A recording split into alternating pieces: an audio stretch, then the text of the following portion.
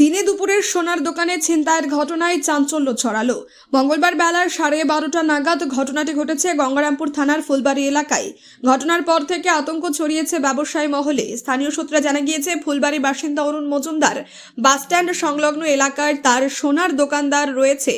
প্রতিদিনের মতো মঙ্গলবার সকালে তিনি দোকান খুলে ক্রেতার অপেক্ষা করছিলেন। বেলা 12:30 বাজতেই দুজন ক্রেতা এসে হাজির। ক্রেতা আশায় আনন্দে ছিলেন, কিন্তু ক্রেতা সেজে যে দুষ্কৃতীরা তার সর্বনাশ ঘটাতো সেটা তিনি একটুও টের পাননি অরুণবাবু। অভিযোগ, একজন দোকানের বাইরে অবস্থান করছিল, অন্যজন দোকানের ভেতরে অরুণ মজুমদারের কাছে সোনার অলংকার দেখাতে বলেন। সেই সময় সুযোগ বুঝে প্রায় কয়েক লক্ষ টাকার সোনার গহনা নিয়ে চম্পট দেয় দুষ্কৃতীরা। দোকানদার কিছু বুঝে ওঠার আগেই দুজনই এলাকা ছেড়ে পালিয়ে যায়।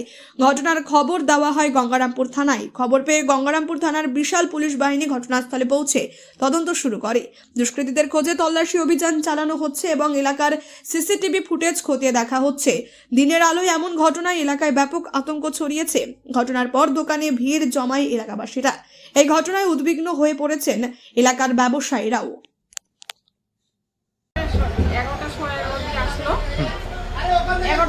দোকানে আর 11:30 দিকে বলে আসছে আর বের করতে মানে বের করে দিচ্ছে। তখন আর বলছে আরো বের করে দাও বলছে। কি বের করেছিল? মানে কানের আংটি সোনার ছিল, সোনার। আচ্ছা, তারপরে বের করে দিচ্ছে। তারপরে নিয়ে আর একজন বলে দাঁড়িয়ে ছিল বাড়ি।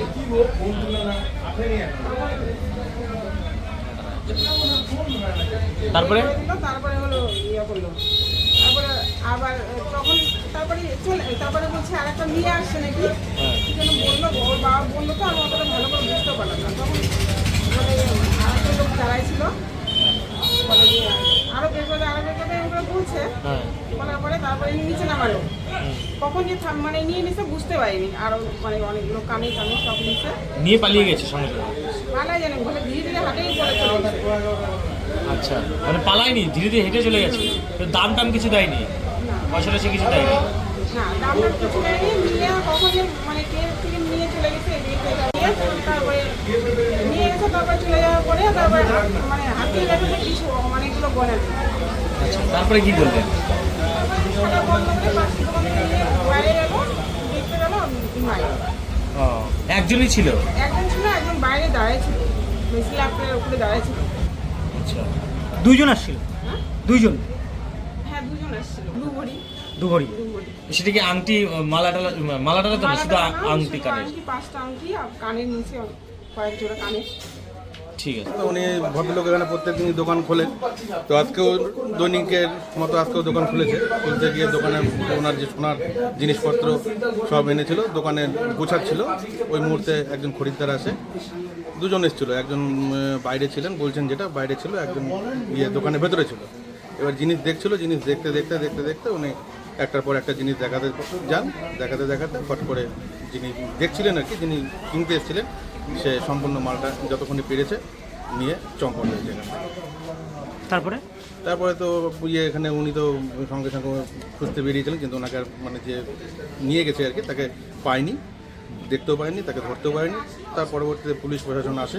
এখন ইনকোয়ারি তদন্ত চলছে, তদন্তের সাপেক্ষে এখন যেটা হবে সিসিটিভি ক্যামেরায় কিছু ধরা পড়লে পরে দেখা যাবে। সিসিটিভি ক্যামেরা এখনো পর্যন্ত কিছু ধরা পড়েনি। সিসিটিভি আসছে, টেকনিশিয়ান আসলে পরে তখন দেখে কে আসছে, কে বেরিয়েছে, কে ধরা, তখন সামনাসামনি হবে। দোকান মালিক কিছু বলেছে কত টাকার আনুমানিক? দোকানদার যিনি বলছেন, আনুমানিক তার 3 লক্ষর উপরেই কি বলে হচ্ছে মাল চুরি হয়েছে। আপনারা এলাকাবাসী হিসেবে কি চাইছেন, যেহেতু একদম দিন দুপুরে একদম একটা বাজারে? এলাকাবাসী হয়ে অবশ্যই চাইবো যে এরকম দিন দুপুরে মানে এটাকে তো মানে চুরি বলছেন, এটা একদম মানে ডাকাতিগিরি হয়ে চলে গেল, চিন্তাই। আমরা চাইবো আমাদের আশেপাশে পুলিশ প্রশাসন এবং আমাদের আশেপাশে দোকানদারদের যাদের সিসি ক্যামেরা সিসি আওতায় যারা রেখেছে, তারা আমি চাইবো তাদের সিসি ক্যামেরা সক্রিয়ভাবে করুক, যাতে করে আমরা এরকম ঘটনা যেন আর ভবিষ্যতে না হয়। তার জন্যে আমরা এলাকাবাসী বা আমাদের এই জায়গা আমরা সুরক্ষিত থাকবো। ঠিক আছে, আপনার নামটা বলুন। আমার নাম কৃষ্ণেন্দু বর্মন।